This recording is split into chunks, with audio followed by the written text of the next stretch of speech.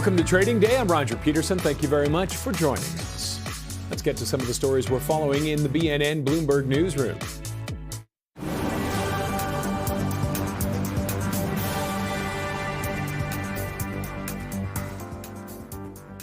BHP is among more than a dozen companies caught in the crosshairs of China's new measures to its iron ore controls. Now, China's state-backed iron ore buyer is proposing to curb hoarding of the mineral at its ports by raising storage costs. According to a tracking firm, BHP currently has a backlog of vessels waiting to discharge its Jimblebar's fine iron ore grade in China. BNN's Amanda Lang spoke with BHP CEO Mike Henry about the dispute.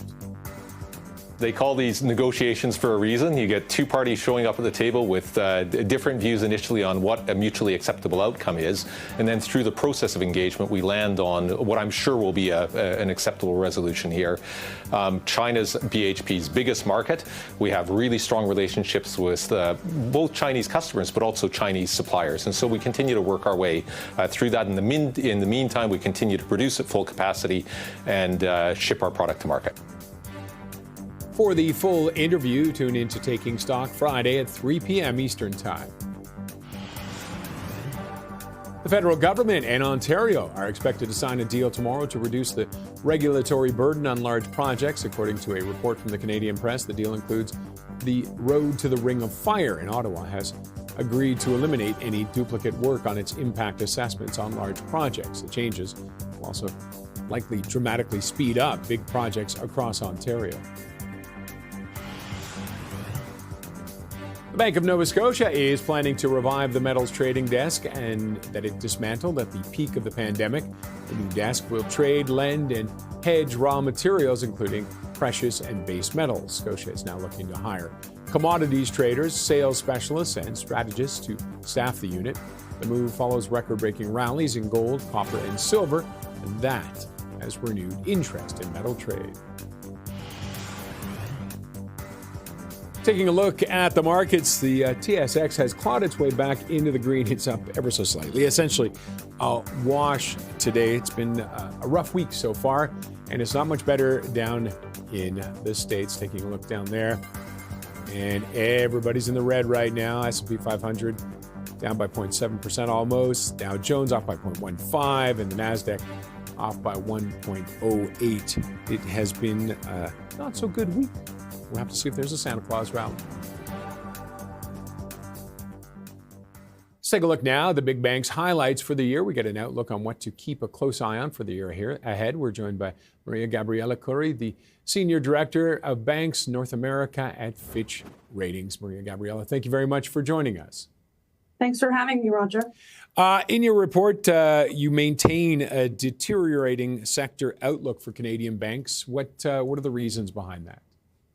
So the sector outlook, think of it as the business environment for the banks. It doesn't speak to the bank's credit worthiness itself, but more what it's like to do business. And although the banks have proven very resilient through this year, we still think the environmental headwinds leave a little bit of room for potential deterioration in the coming year. And what are your biggest concerns? Is the GDP growth, the geopolitical that's happening right now, trade? Exactly. Trade is the biggest headwind in our view. Our economics team has reviewed GDP growth to 1.1% in 2026. That's what they're forecasting. However, the CUSMA renegotiations that start in July 2026 and the current cessation of U.S.-Canada trade negotiations leave a bit of room for concern. And why is that? Why are you worried about the banks when it comes to CUSMA? I mean, because right now, 90% of Canadian exports are protected by CUSMA. So the sectors that saw a lot of a bulk of the tariff increases were not included in CUSMA. So this is where the banks saw some of their commercial and corporate clients start to feel some of the pain. However, if you have a renegotiation of CUSMA, that brings in the broader Canadian export market. So if there's more pain there, that could shift things. And another concern, I think it's the first time ever that we've actually seen, or at least we haven't seen this lack of growth, I guess, in the population in Canada. What kind of a worry is that? We saw actually a little decrease this quarter for population in Canada. What kind of a worry is that with the change in immigration policies? Again, it's a double-edged sword. In one way, it helps in terms of the employment numbers. But again, when you're looking at foreign students and foreigners coming in, they're adding to the economy. So they're bringing in more funds to the economy. However, right now, I think the Canadian government's more concerned with the capacity and employment and housing market. So in one sense, it helps, and in one sense, it could, I don't want to say hinder, but just not allow for excessive growth. And more inside, I guess, slowing housing sales, and we've seen concerns with that. Numbers are down. Yes, numbers are down. There's a slowing in the housing market. However, we've seen mortgage volumes hold up, and from the Bank of Canada rate cuts definitely helped in terms of that, and actually the moderation in housing prices in large markets like Toronto and Vancouver mostly. That's kind of helped the mortgage demand in the last couple of quarters we've seen at the banks. But going forward, again, you can only get a mortgage if you have a job. And so this is where the greater concern is the headwinds from the tariff trades, and if they start impacting the broader economy rather than just a few sectors here and there. And Bank of Canada has said that it's probably, or hasn't said, it looks like it's going to stand pat where they are right now possibly for the year, maybe even an increase. What kind of factor is that? So our economics folks also suspect that the Bank of Canada is going to hold through 2026, that they're done with the rate cuts. Should there be any pressure from the trade talks, that's where we can see a potential move. However, the Bank of Canada also estimates that there's about 60% of mortgages are renewing between 2025 and 2026, and about a third of those are going to see an increase in the rate they're paying on their mortgage. So a lower rate at the current moment actually helps in terms of asset quality and consumer profiles, because people can still renew at a reasonably okay rate rather than the rates we saw when the Bank of Canada had rates up north of 5%. And just one last, we saw a couple of mergers and acquisitions, EQ Bank buying PC, Laurentian being bought. Do we expect to see anything like that, and what kind of an impact that might have going into 2026? I mean, it's these acquisitions were interesting, but they also provide for sort of it's consolidation of the sector, but it's also helpful in terms of the scale of the organizations that will emerge, Equitable with PC and now Fairstone with Laurentian's commercial service. So the challenger banks, as they like to be called, are becoming stronger. And that will be interesting. As we saw in the budget, there was room for looking at consumer fees, room for discussions on open banking, real-time rails, et cetera. So we're going to see more competition coming into the Canadian market. And it could be from non-incumbents like fintechs, et cetera. But all of that is being done as well with a very clear regulatory framework, which is quite helpful. So we will be seeing more changes to the Canadian banking sector than we have, I would say, in the last decade. Okay, we're going to have to leave it there. But Maria Gabriela, thank you very much for joining us. Thank you. Maria Gabriela Curry is a senior director of North America Banks with Fitch Ratings. Oil prices are surging today after Donald Trump ordered a blockade of Venezuelan tankers. We'll take a closer look with our own Lindsay Biscaya right after the break.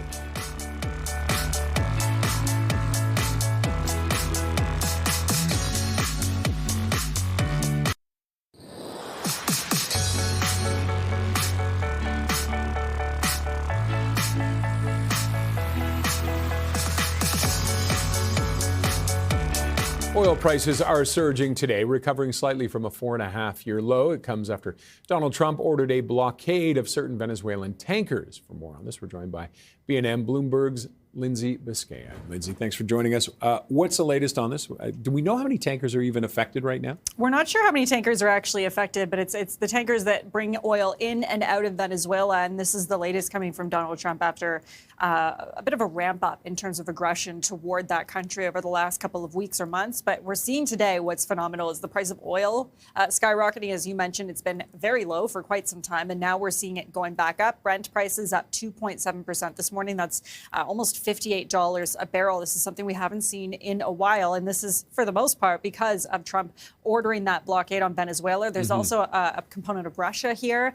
If Russia is not going to accept the latest peace deal that the U.S. has put on the table in terms of the war with Ukraine, then Donald Trump has threatened sanctions against Russia and also has threatened some of the shadow fleets, so-called shadow fleets that go in and out of Russia carrying oil. So that's also kind of impacting what we're seeing today in terms of the price of oil. Most of this, though, is because of what we're seeing with Venezuela. Venezuela is such a big player when it comes to oil production. Globally, you could say they've got vast oil fields. They produce about 1 million barrels a day. But many economists say that their production currently represents less than 1% of global supply. So what we're seeing today is probably not going to last. It's probably not going to make a huge dent in the market going forward, because we are still facing a global oversupply of oil in the new year. A lot of economists expecting that supply glut to really ramp up in 2026, where we're seeing more oil produced than there is demand for it. And this is causing potential problems down the line for people and countries who want to produce oil, just like Canada as well.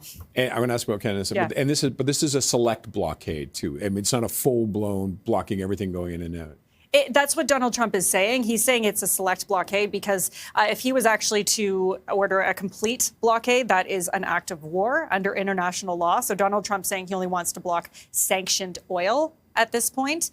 He's also designating the Venezuela government as a terrorist organization, not something he can actually do. The State Department has to do steps to declare a country or a state as a terrorist organization. But it's still some strong words today coming from Donald Trump. And as we know, words in politics really make things move on the markets as well. They do matter.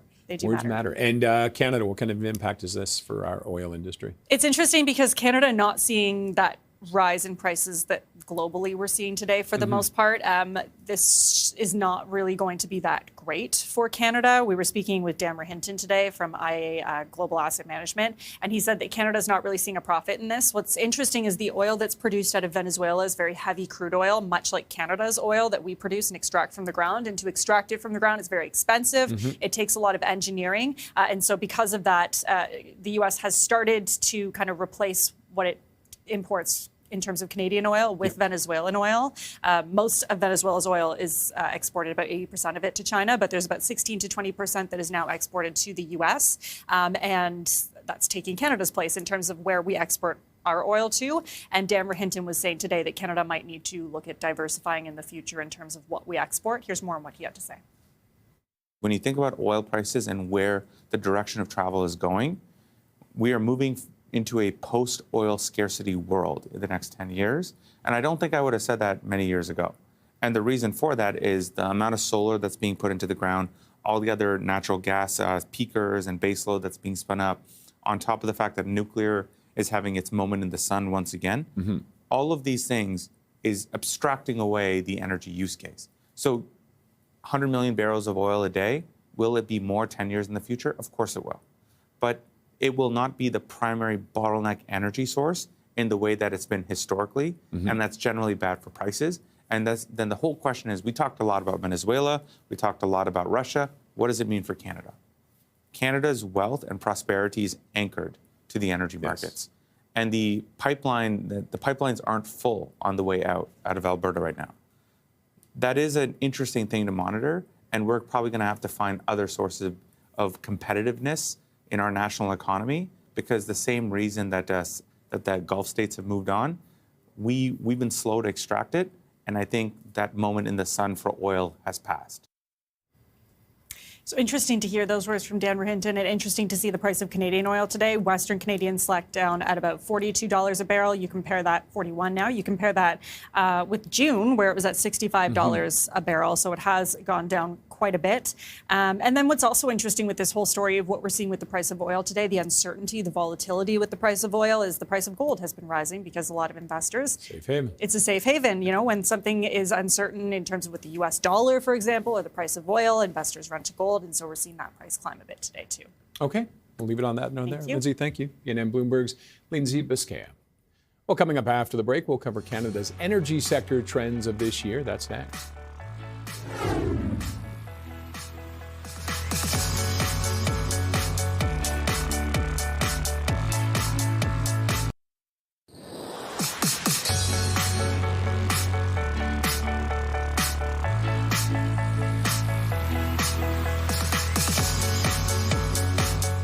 Let's take a look now at the biggest themes in Canadian energy for the year and get an outlook on what to track for the year ahead. We're joined by Thomas Timmins, leader of the Energy Practice Group at Gowling WLG. And Thomas, thanks very much for joining us today. Good to see you, Roger. All right, let's start with the traditional energy. What are we looking at? What were we looking at? What will we be looking at? Is any of what's unfolding right now geopolitically having an issue? Well, we're fairly positive on Canada, as you might imagine. Despite what you might see in some of the kind of the leading headlines, Canada is, and we saw this with the inflation numbers, Canada's doing well, and as I like to say, sitting pretty. At the end of the day, traditional oil and gas has continued. There's renewed hope for LNG, particularly going into Asian markets. The traditional oil markets have continued, and Canada remains a stable, predictable, open trading nation. And that makes a big difference in global markets. And at the end of the day, as I like to say, if we stick to our knitting and keep doing what we do best, things look fairly positive going forward. Now, we've heard talk, though, that oil and gas is becoming a part of our energy supply as opposed to the part of the energy supply. Do you see it heading that way? Yeah, absolutely. And your previous speaker, I think, made the point quite well from the point of view of the oil and gas definitely is under threat. We are seeing even some of the world's leading oil and gas producers, like Saudi Arabia, on their way to shifting from being petrostates to becoming electrostates, as the new terminology has it. At the end of the day, in the background of all of these, of the entire energy sector, is the shift and the declining prices that we're seeing in solar and battery storage or energy storage technologies. That is kind of basically like compound interest. We tend to underestimate its impact in the short term, overestimate it in the short term and underestimate it in the long term. Battery technologies have gone down. Battery storage costs have gone down quite substantially just over the past year, over 45%. And over the past decade, They've gone down 9%. And so what does that mean? That means that intermittent technologies like solar and wind, which are also declining in cost, are definitely shifting the story. And of course, everything in our industry, every industry in our economy is electrifying. That's not going to happen overnight, and I think investors know that. But at the end of the day, that's the kind of the mega trend that people are watching. And I believe I saw a stat. I think green energy, it's outperforming the market right now, is it not? Yeah, absolutely. And there's people are paying a lot of attention to the global south and kind of the rest of the world that's out there. So, our American cousins have made a major policy shift, directional shift over the past 18 months. The overall trends, overarching trends globally. There's an excellent book that came out this year, Here Comes the Sun, by Bill McKibben, where he cites a lot of really great statistics on this, including a very interesting statistic that more than 90% of the power assets that were built on Earth last year were renewable. And that is just an astonishing figure. when you think about it. So people, I think in Canada, we tend to think quite locally. And in Canada, of course, we're blessed with hydro and nuclear assets and gas assets, and of course, oil and gas assets that have been built over many generations. But at the end of the day, it's really hard to kind of fight the tide and the declining costs of solar and wind, and in particular storage, and the kind of the technological change that's happening there. I've compared it in the past, and many have compared it in the past, to the advent of software and how they've said software is eating the world. Well, solar is also is eating the energy sector, and that is slowly it's taking place, but it is accelerating. And where does that leave Canada? I mean, we seem to have backed away from, or it felt like our policy at least has backed away from a little bit. We've leaned towards gas and oil.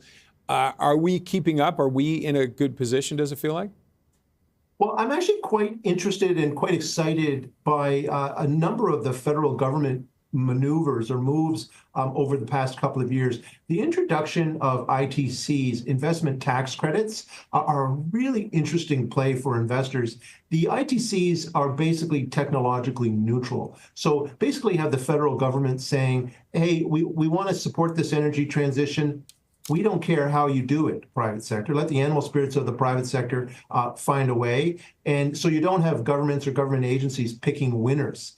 You have the private sector and the push and pull of the private sector finding those winners. And so Canada's made, I think, at the federal level, a good move there from a tax point of view. And really now it's up to the private sector to find its way. And I'll just say from being at the front lines of this as an energy lawyer, the private sector is finding its way. And there's a lot of interest in Canada. Once again, I can't emphasize enough how our reputation, and there's been a lot written recently about Canada's amazing reputation, our reputation in the world as a stable, predictable, open economy and a steadfast, open economy is really strong right now. It's a great place to invest. And the renewable sector, remember, there's Quebec, there's Nova Scotia, there's BC, there's Ontario. The renewable sector in all of these provinces, including Alberta, where oil is where solar penetration and wind penetration are actually the highest.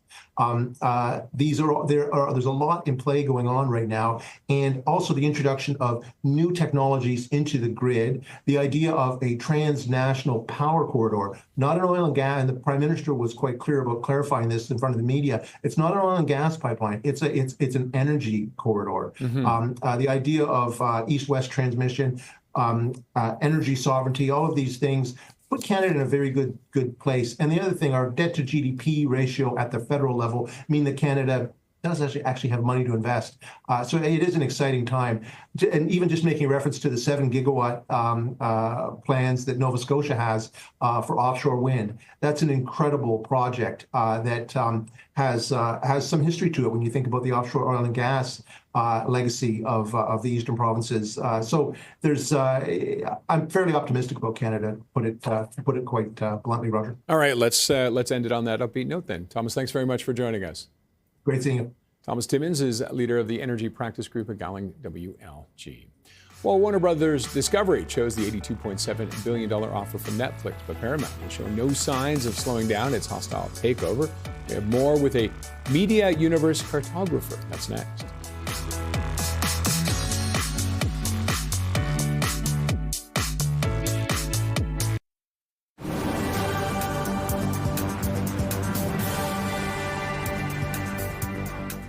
Shares of Coveo are trading sharply higher today. The federal government has signed an agreement with the AI platform to boost innovation and integration. You can see it's up 14%. Ottawa will work with Coveo to adopt technologies that will help create cost-effective services for Canadians while integrating AI into core government operations to ensure Canadian digital sovereignty. Via Rail President and CEO Mario Pelequin will be stepping down in January, according to a statement from Transport Minister Stephen McKinnon. Pelequin was appointed as President and CEO of the Crown Corp in June of 2023. It was supposed to be a 5-year term. His resignation comes less than a week after McKinnon revealed that the first segment of the proposed Alto high-speed rail project will run between Montreal and Ottawa. Canada's population fell by 0.2% in the third quarter of this year to 41 million. This marks the only quarterly decline on record outside of the COVID-19 era. The decrease was led by a record drop in non-permanent residents, according to Stats Canada. Prime Minister Mark Carney has continued a policy introduced by Justin Trudeau to shrink the number of foreign students, temporary workers, and asylum seekers in the country after their numbers ballooned in 2023 and 24. Looking at the markets, well, after squeaking into the green ever so briefly last half hour, TSX back down in the red by about 0.16. It's been a rough week so far. Not much better when we look down in New York. In fact, you might want to close your eyes for this part. It's another down day. S&P 500 off by 0.87, Dow down by 0.37, NASDAQ is off by 1.24%. Netflix and Paramount continue to fight to the finish for who will take over Warner Brothers Discovery. We have more on this with Evan Shapiro, Media Universe Cartographer at eShap. Evan, thank you very much for joining us. And once you're here, you're going to give us a lesson. What is a Media Universe Cartographer before we go any further? Sure. I take the data that swirls around the media industry and I turn it into infographics, but I do a lot of writing on my Substack newsletter, Media War and Peace, and a podcast, Media Odyssey podcast, and I turn it into insights that people can act upon to transform the media industry and understand where the trajectory of it's headed. And you've got some charts for us and some looks for what's going on now with Netflix and Warner Brothers and Paramount. Where is it sitting in your universe right now? This whole deal, not deal, maybe a deal, who knows deal? Well, there's a couple of different things that you should know about this. First of all the companies who have bid on Warner Brothers Discovery, which include Netflix, Paramount, and Comcast, all of their market capitalizations have fallen dramatically, a combined $135 billion since they started bidding on the company. So that's the market looking at these offers and not really seeing the math add up. Netflix's offer, if it came to fruition, for example, would create $84 billion in debt at the company. And the interest on that debt would be $5 billion a year, just the interest. And so in order for and they're not bidding for the whole company, they're bidding just for the studio and the streaming platform. In order for that deal to pay off for Netflix, the properties that they're buying from Warner Brothers and Max would have to perform at 3 to 5x what they've been performing at over the last 5 years. Paramount's offer, on the other hand, is even larger, and they're a smaller company. And so the idea that they can make the math work on the other side is a little bit illogical. You know, what it demonstrates to me is that both of these companies are kind of stuck in their strategy for the next 5 years on creating the growth that's necessary, specifically in Netflix's ecosystem or in their company. When you look at the fact that at the beginning of this year, they stopped reporting their subscriber numbers, there's a reason for that. And what I've seen in territory after territory is Netflix's viewership over the last 3 years has either been flat or down. So they are looking to transform themselves into an IP factory. They look at Warner Brothers and they see the DC universe, the Harry Potter universe, the HBO Game of Thrones universe. And there you can look at that deal right there. You can see the acquisition cost would be about $72 billion plus another $10 billion in debt. And the debt interest over the next 8 to 10 years is so substantial, it just doesn't seem to counteract or doesn't seem to merit the upside that if a lowered churn on streaming or the increased opportunity around advertising might counteract. So this chart shows you right there that after the course of, this is a 10-year look, after 10 years, at the current offering price, Netflix would still be in the hole by almost $43 billion after swallowing Warner Brothers Discovery. And you don't think they'd be able to grow because they've brought those two companies together? You don't think they'd be able to grow those numbers at all? No, there's a number of different reasons for that. So first of all, there's a huge overlap between HBO Max and Netflix. So most HBO Max subscribers already have Netflix, and a lot of Netflix subscribers have HBO Max. And so when you combine those two together, the net gain of subscribers probably isn't going to be that substantial. But if you go back to the chart, you see there's a tremendous amount of upside of, let's say, lower churn and increased EBITDA from licensing and other opportunities around the world. But the debt interest alone is just so substantial. The model in the same article that I wrote on Media War and Peace, if you look at that article, I use the Disney acquisition of Fox as the comp. And they're very similar. The price is there you go. Thank you. The price is very similar, and it had less of an upside, but you can see that Disney has ended up, since they bought Fox, worth less today than they were when they bought Fox. And so the concept that this massive acquisition is going to solve a whole bunch of other problems, you have to factor in the cost of the debt. And then once you get that levered, the cost of getting new money goes way up. So it's a very confusing set of mathematics if you're looking to make this make sense. And so you think it's not going to go through then, do you? I think Netflix, they currently obviously have the lead position to get it. And, you know, the Warner Brothers board. So what happened in the last 24 hours is the Affinity Partners, which is controlled by Jared Kushner, has pulled out of the Paramount offer. So that leaves Paramount short a decent amount of cash, somewhere around 10, 15, 20 billion dollars short of where they were. So they're going to have to replace that value somehow, which is probably going to have to come through debt, which makes their offer less attractive. The second part of that is the Warner Brothers board, based on a lot of the risk that the Paramount offer has rejected the Paramount offer. Now, Paramount's offer is a tender offer. They're going directly to the consumers to try to create a hostile takeover of Warner Brothers Discovery. So they're offering the shareholders $30 per share, which is higher than the $27 and change that Netflix is offering. But they have to convince a huge section of the shareholders to get it. Netflix, that leaves Netflix in the lead position to get Warner Brothers Discovery, but the president of the United States has come out against the Netflix offer, saying that any acquisition should or must include CNN. There are members of the Congress on the Republican Party who are against this, but then there are members of the Democratic Party in California. The Attorney General of the state of California has come out against this offer as well. So they're going to face headwinds from a regulatory standpoint from both sides of the aisle. They may wind up with it, but it's going to take most of 2026 to close it. And I wouldn't be surprised if some other buyer popped out of the woodwork as this is spinning around. Most notably, I think, honestly, the company that makes the most sense would be Apple. They have tons of cash. There's very little overlap between those two companies. It would probably face fewer regulatory hurdles, but that's just my own conjecture. Okay, well, you know what? We're going to have you back on and see what happens with that if Apple does end up in the mix. Evan, thank you very much for joining us. We appreciate it. Thanks so much.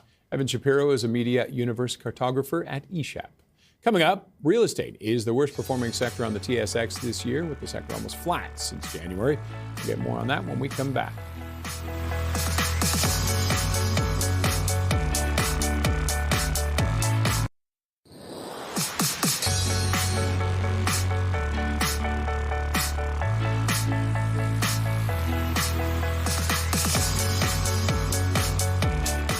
The real estate sector is almost flat so far this year. In fact, it's actually in the red for the year since January. Our next guest says that the sector just wasn't able to attract sufficient funds this year, and investors were more attracted to higher momentum sectors like AI and precious metals. Not surprising, really. Let's get more now from Lauren Kalmar, analyst for real estate at Desjardins.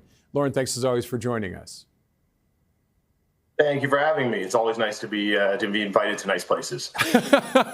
There's lots of nice places for sale by the sounds of it. A rough year. What were some of the main factors for it? Yeah, so in terms of the actual public securities performance, I know you mentioned that they were negative. We have the REIT sector being or generating a total return about 8% this year, and that has massively underperformed the TSX, which is up about 30%.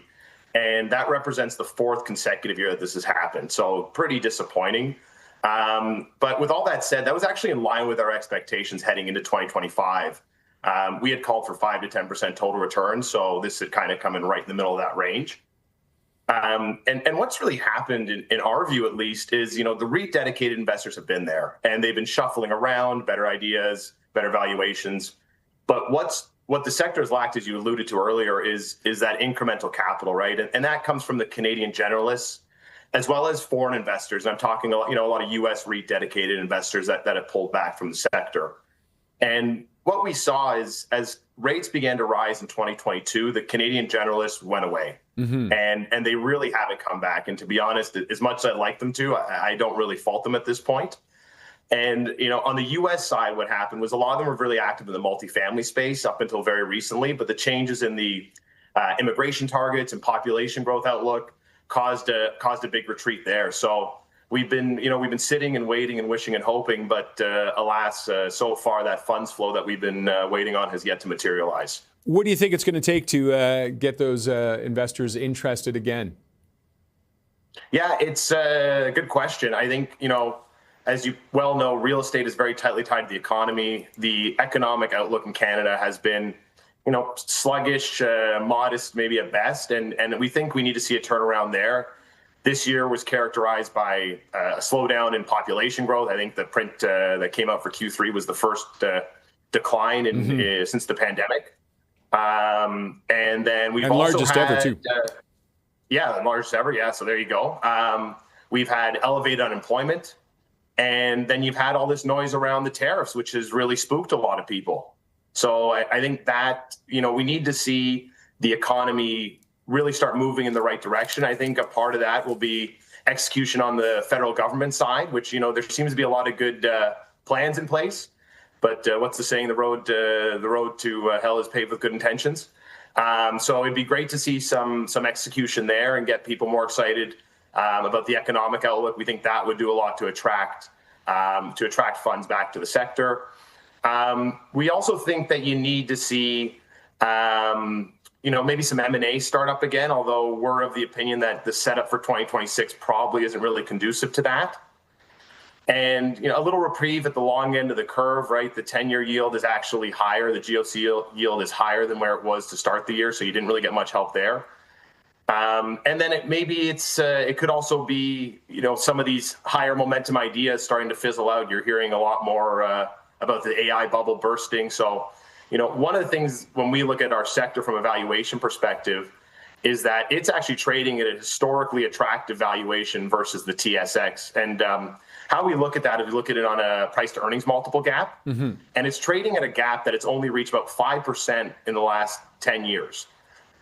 So while we don't necessarily think that leads to double-digit returns, in the event that, some of these, as I mentioned, higher momentum ideas start to fizzle out, or maybe there's a broader sell-off, we think REITs offer defensive attributes and compelling valuations, which should hopefully insulate it better than the broader market. And are there any subsectors that surprised you with their performance or had better years than expected? I would say there are definitely some that had better years than expected, but they were very much as expected. Had a better year than others, but were very much as expected. The big winner this year was seniors housing, which isn't surprising following the post-pandemic recovery. We've seen occupancies accelerate and acquisition activity accelerate, at least on from the public names that we cover. And you're seeing, sector-leading bottom line growth, which has generated a lot of interest. And that's one of the few areas where we actually are seeing that generalist capital, that U.S. capital. And it really shows you how much that can move the needle.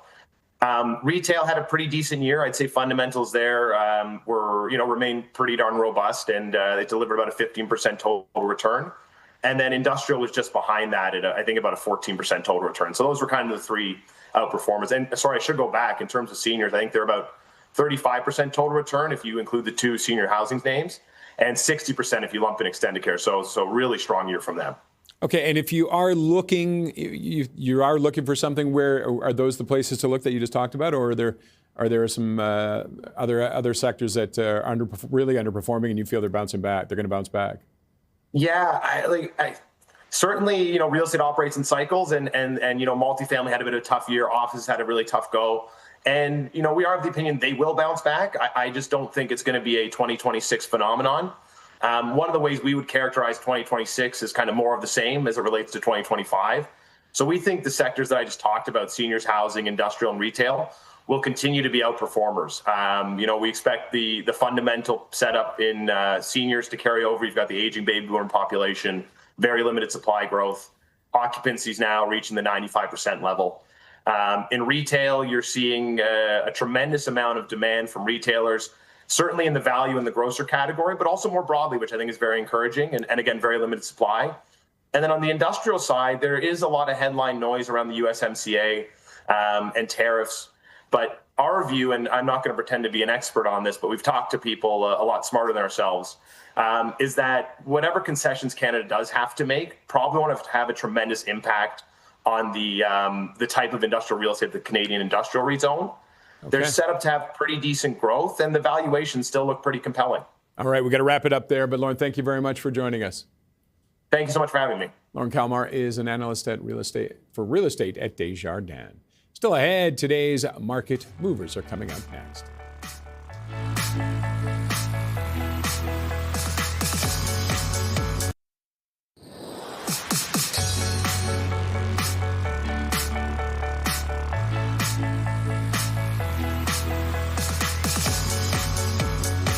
Well, Oracle shares are down 5% on Wednesday after the Financial Times reported that Blue Owl Capital will not back a $10 billion deal for the software giant's next data center. For that story and other tech market movers, we're joined by Bloomberg's Ryan Vlaselica. Ryan, thank you very much for joining us. Oracle already in a bit of a rough go right now, and it continues to struggle. Can we say that? Absolutely, we can say it, at least when we're looking at the stock price. Now, you mentioned the Financial Times report. Subsequent to that, Bloomberg News did contact the company, and the company said that things are kind of progressing on schedule. However, Blue Owl will not be part of this deal. And this is a company that has been involved with a lot of AI data center build out. So any sort of confusion or questioning around the data center trade, this is causing a lot of anxiety in the market right now, and it's a reason why Oracle is down almost 50% from a peak hit earlier this year. There was a lot of optimism about what AI growth would mean for its cloud computing business, but now people are increasingly questioning Oracle's sort of financial standing right now. They're looking at the amount of debt it has. They're watching the CDS spreads blow out, which is maybe a proxy for the risk on that debt. There's just a lot of concern about its exposure to OpenAI, and will OpenAI be able to grow fast enough to kind of meet the obligations that it has with Oracle? So a lot of questions surrounding this company, and even though today isn't maybe as negative as the initial headlines first appeared, any additional cause for concern is something that is causing people to continue selling the stock. All right, let's move on. We got a couple more we want to get in here. We're almost out of time, but Micron, they're reporting their earnings today after the market close.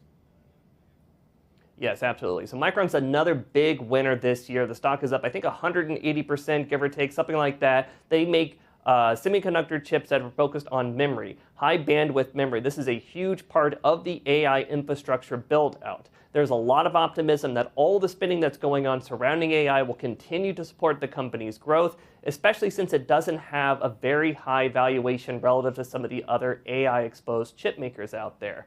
However, we have seen some disappointments in the space recently.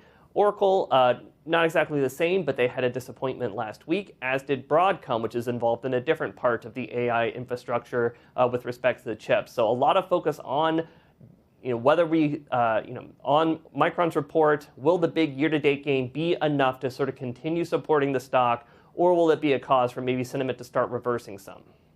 All right, and we want to get in NVIDIA and Alphabet. What's happening there?